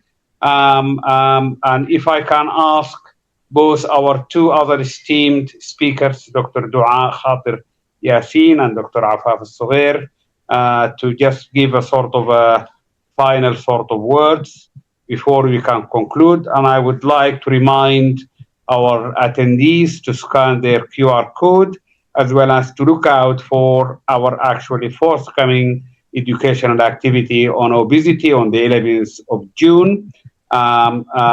Dr. Dua, do you want to start by giving a sort of a concluding remarks? Yes, And then- the conclusion will be the same sentence I started with, like XLH is a chronic, lifelong disease that starts in childhood but can progress up to the adulthood. It is, as we mentioned, the genotype phenotype making its spectrum from mild manifestation to old manifestation.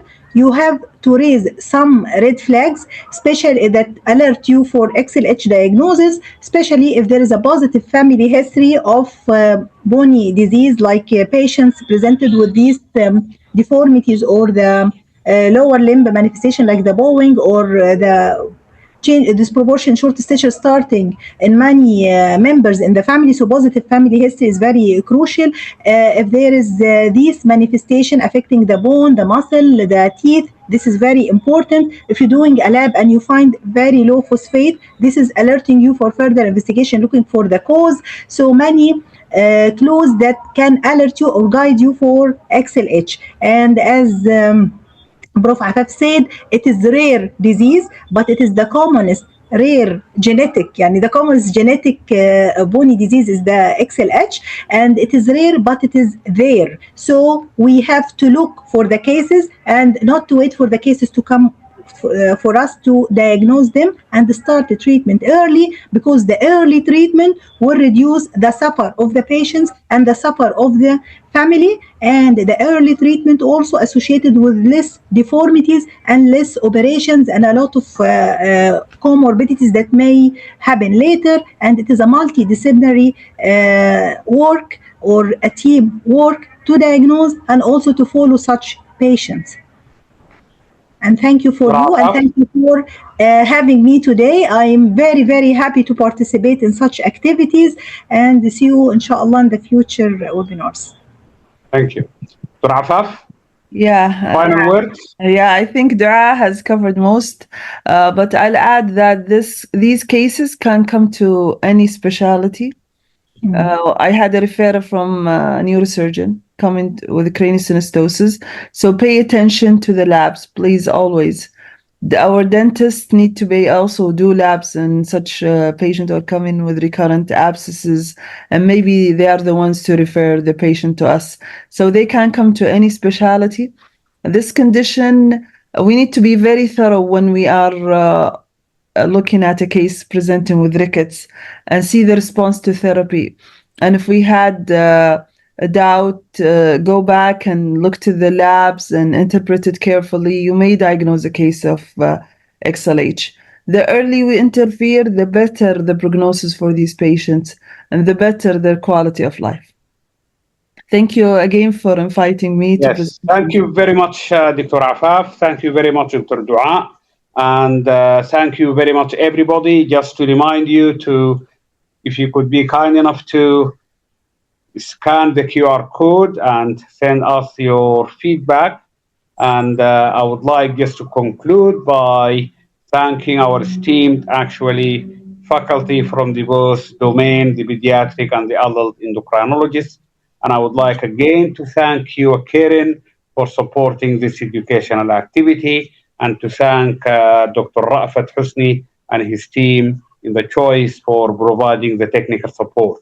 Looking to see you on the 11th of June for our activity in the management of obesity, as well as just remember, if you are not a member, consider to be a member of GAED, and you can follow us on social media. And please stay tuned for our ongoing and forthcoming educational activity. You can actually scan the QR code now to register for the forthcoming activity of the obesity management. And with this, I would like to say good night, everybody, and thank you very much, Dr. Dua, Dr. Afaf, and Dr. Ali Al-Zahrani. Thank you all, and good night. Bye-bye for now.